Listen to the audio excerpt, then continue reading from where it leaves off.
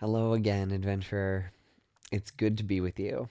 But you should know that when I meditate, I usually just float, so I don't have anywhere for you to sit unless you want to undergo the biting ritual. I do really quite wish that I could float while meditating, because a very common thought for me during practice is, ow, my body, it hurts. This is true even though I lie down for almost all of my practice, or practice supine, and I do quite love reclaiming the term as a positive one to resist the derogatory connotation of supine as lazy. Due to some chronic pain, probably a combination of at least one car accident as a child, and the way that autistic people sometimes process pain differently, or just some invisible set of factors I can't understand, seated meditation gets pretty painful for me pretty quickly in a way that is distracting. And when I'm watching movies, I actually don't sit on couches because they also tend to hurt my body. I spend most of my time lying on the floor. Why am I sharing this? Well, for one, to normalize that there is no wrong body posture to practice meditation in. I know that some meditation traditions disagree with me and would suggest that posture is one of the most important parts of practice. And I'm happy if that works for people. But seated meditation is just pretty simply not accessible for me. And I know I'm not alone in this. And I've actually been excluded from some meditation spaces for this very reason. Different postures are better or worse for different people. And sometimes you need different postures at different points of your life. Another reason I share this is to normalize that settling into your body more presently, as we often do in meditation, can intensify pains and aches that are present in your body. A lot of us subtly dissociate through our lives.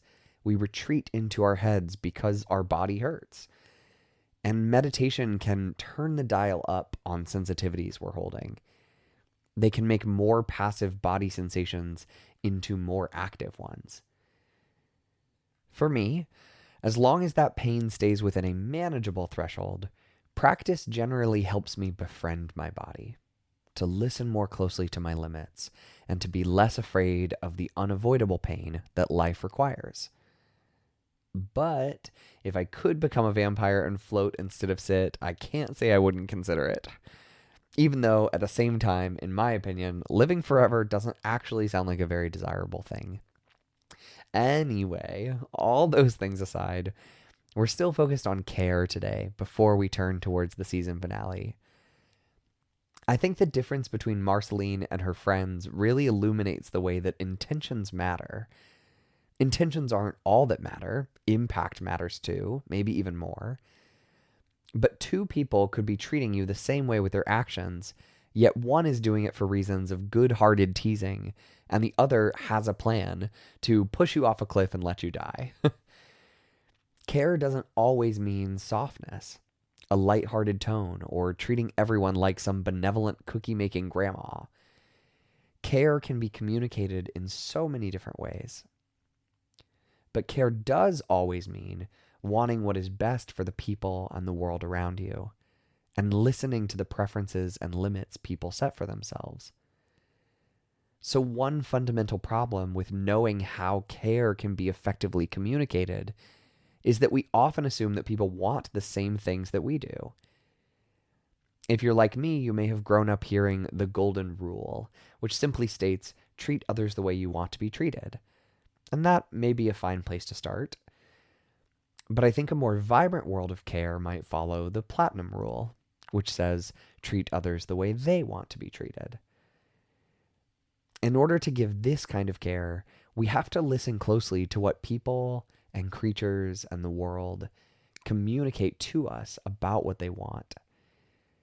At the same time, we have to know how to answer that question for ourselves so we can share with others what care feels like to us, how we want to receive it. And what do you want may be one of the hardest questions we try to answer in our lives. It certainly is for me. But getting quiet and listening to ourselves is good practice for knowing how to answer it. And it's good practice for listening to others when they trust us enough to share the kinds of care they need. So let's give it a go. Oh, baby, yeah, baby, baby, baby, yeah, baby, yeah, yeah.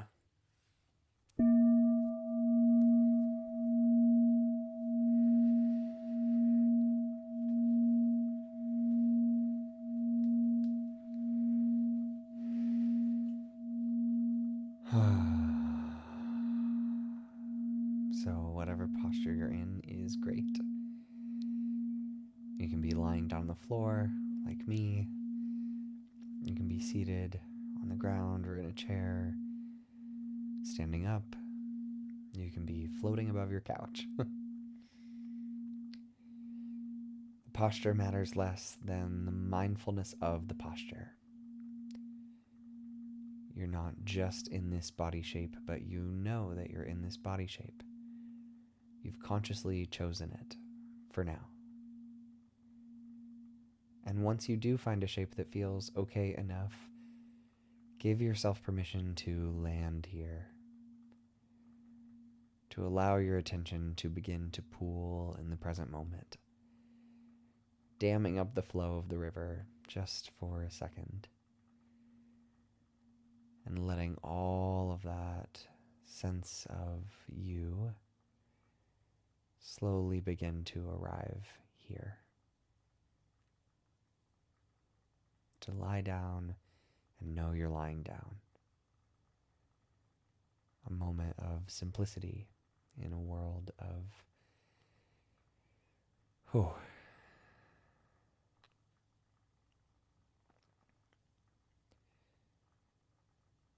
If it feels good, you can take several deep breaths if you haven't already.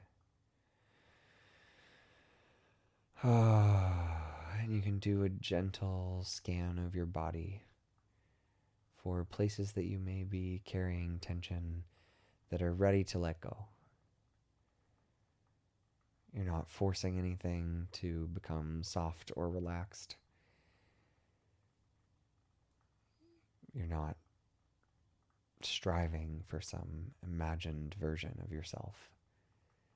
You're just being attentive to the you that is here right now, with its aches and pains and cramps and worries. It's you.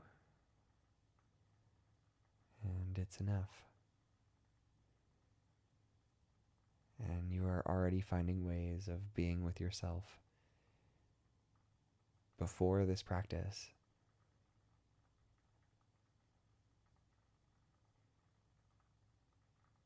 Can you trust your attention to hold even things that are hard or that hurt?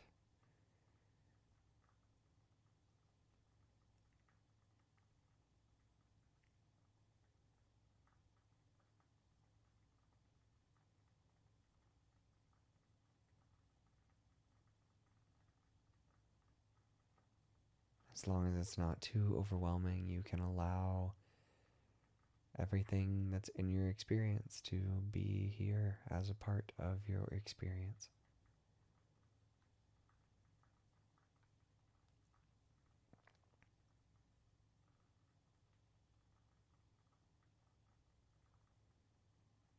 Good. And if this open space of equanimity, just allowing things to be here, allowing things to be still, if that's feeling good, you can stay here. Or if even that is overwhelming, you can move your attention to something simpler. That home base, counting your breaths, or listening to sounds in the room around you. There's no getting this wrong.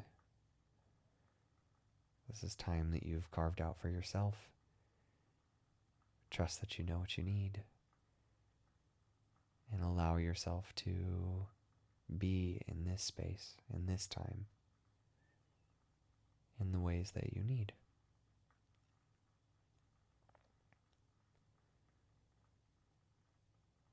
Because the invitation to go further, if you want to accept it, is simply this: to get more curious about what you want and need.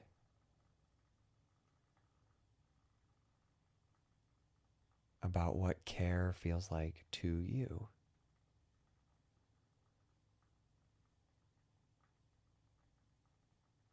Of all the many creatures in the world, many beings, 10,000 beings, countless, countless, countless.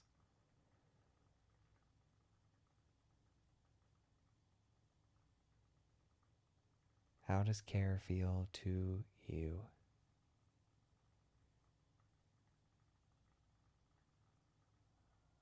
Some very singular, idiosyncratic combination.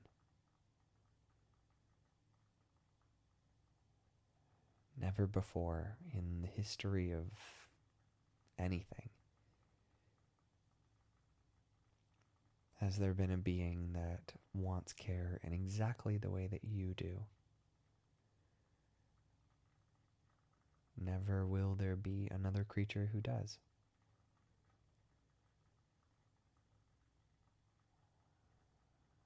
So what is that unbelievably singular flavor of care that is so delicious to you and who you are?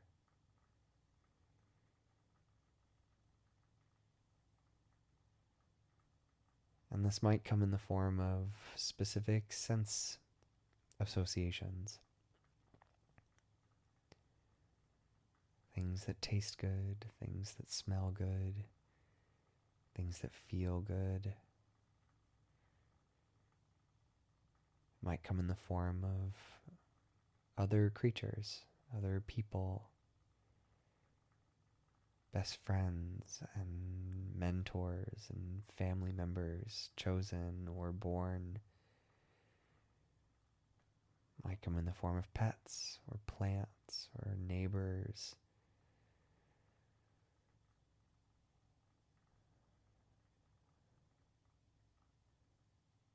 Other beings you interact with.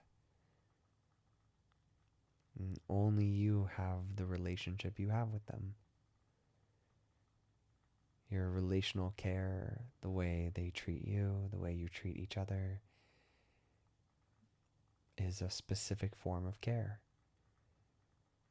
specific to you.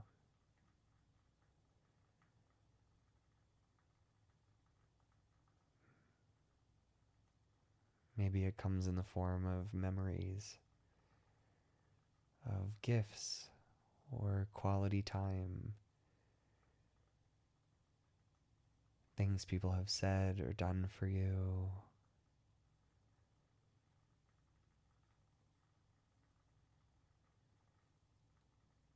And as you sit with any of these associations, or some mix of all of them, I encourage you to allow your attention to land in your body as much as it will. Riding a little elevator from the top of your head down through your eyes and your mouth and throat, into your chest and maybe even further. Where does care live in your body? How does it feel to you to connect with care?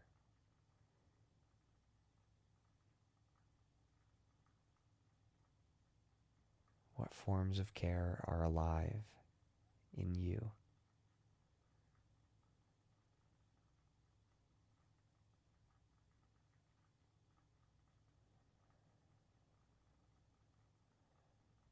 And from this space, like a blossoming seed, a seed growing into a sprout and then a full bloom,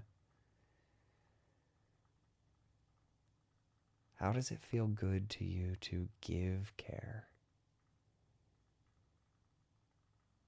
What are the kinds of caregiving that are uniquely yours?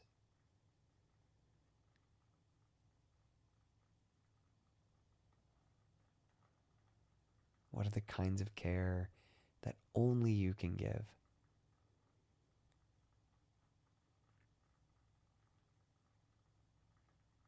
Relationships where you know just the thing, just the joke, just the right gift. Through trust and vulnerability and intimacy, caregiving in the form of exactly the right touch, perfect hug, whatever it is.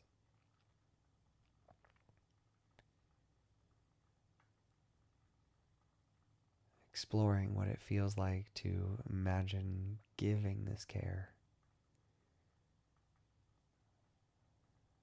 that only you can do.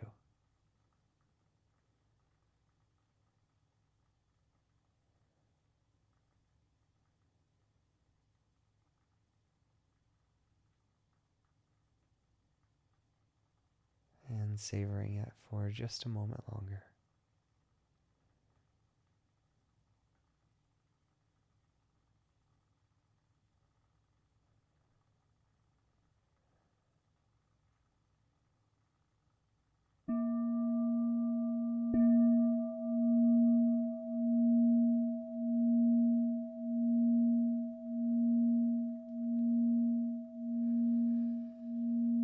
All right, great work.